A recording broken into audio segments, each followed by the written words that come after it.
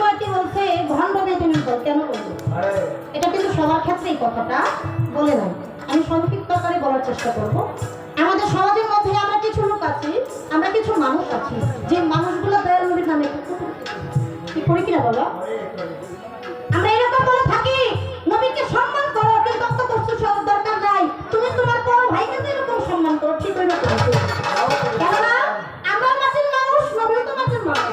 আমরা রাস্তা দিয়ে হাঁটলে যেরকম ছায়া পড়ে, আমার নবীও তো এরকম ছায়া পড়ে। আমরা দুনিয়াতে যেভাবে আসছি, আমার নবী এভাবে আসছে। আমরা যেভাবে মায়ের গর্ভে গেছি, আমার নবীও তো ওই রকমই গেছে। নবীকে বেশি আর সম্মান করার দরকার নাই, এইরকমই করি। সবাই একবার বলি না কেন? আমার নবীর সাথে তুলনা কি কারো কাছে করা যাবে? কারোর সাথে যাবে না। আমার নবীর সাথে তুলনা কারোর সাথে করা যাবে না। আমার নবীর তুলনা তাই আমি ধরে বলে যাবো, আমি ছোট মানুষ তেমন একটা বুঝি না।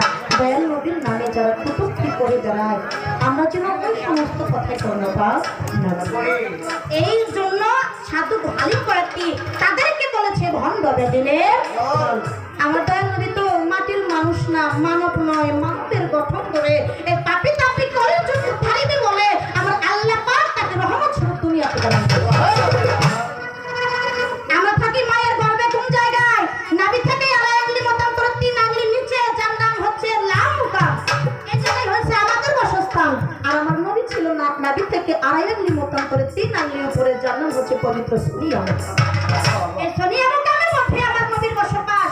আমরা দুনিয়াতে আসলে আমাদের আগে মাথা আসে, আর আমার হুজুর পাক যেদিন আসছিল, আমার হুজুর পাকের আগে পবিত্র চরণ মুবারক জমিনের ভিতরে।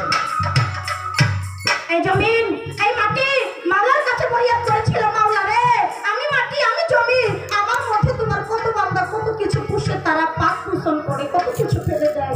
ও মাওলা, আমারও তো একটা জনম আছে, আমিও তো আমার জনমটাকে ধন্য করতে চাই। মাওলা রে, আমি শুনেছি তোমার আখিরি জামানার নবী, শেষ নবী, তোমার বন্ধু, তোমার পেয়ারা হাবিব দিনের নবী ধরাধামে বুকে আসবে। ও মাওলা, তোমার কাছে বেশি কিছু চাই না, তোমার দরবারে শুধু এতটুকু আমার প্রার্থনা, যেদিন তোমার বন্ধু ধরাধামের বুকে আবির্ভাব হবে, দুনিয়াতে আসবে, সেদিন যেন ওনার পবিত্র চরণ মুবারক আগে আমি মাটি আমার বন্ধু। আমার মাওলা মাটিকে বললো, মাটি তোমার ফরিয়াদ আমি কবুল করে নিলাম। সেই মাটির কথায় আমার হুজুরকে এই ধরাধামের বুকে পাঠাইছে, আগে পবিত্র চরণ মুবারক জমিনের মধ্যে পড়ছে। আর সেই জন্য সেই দিন থেকে এই পবিত্র জমিনকে সবার জন্য যায় না আমাদের বলবো। লক্ষ্য করে দেখবেন, যারা পাঞ্জেখানে 5 ওয়াক্ত সালাত আদায় করে, অনেকে কৃষি কাজ করে খেত খামারে যায়, যায় না বাবা?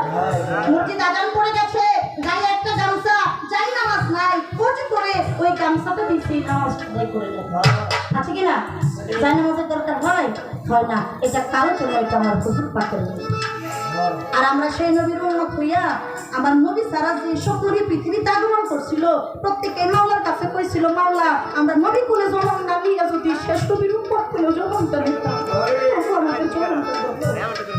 আর আমরা সেই নবীর উম্মত কুলে জন্ম নিয়া আজকে নবীকে চিনি না, আমি আমার স্রষ্টাকে চিনি না, আমি আমার মুর্শিদ মাওলাকে চিনি না।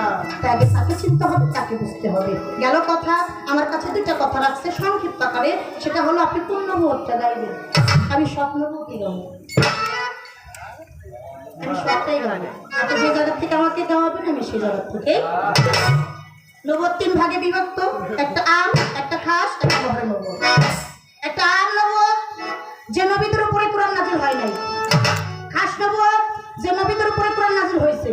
আর মহরে নবুয়ত, এটা একমাত্র আমার দয়াল নবীর উপরে ছিল। কথা সংক্ষিপ্ত আকারে শেষ করলাম, আরো বলার ছিল কিন্তু বললাম না। আমি দরদের একটা কথা শুনবো, এইবার যেহেতু পালা, আমার 2টা কথা রাখতে হয়। কি কোন? আজকে যিনি গান করবেন এলমে বেলায়েত নয়ন শেখ, একটা কথা বলে দেই, আমাদের মধ্যে আমরা কিছু শিল্পীরা আছি, এটা ভাগাভাগি করে নিচ্ছি। পালা জেতানোর জন্য অনেক কিছু কই, আসলে তা না। নবুয়ত যার বেলায়েত তার, নবুয়ত যার বেলায়েত তার। নবুয়তের কর্ণধারকে আমার দয়াল নবী, আর বেলায়েতের কর্ণধারকে মাওলা আলী। পাইছে কার কাছ থেকে? আমার নবীর কাছ থেকে।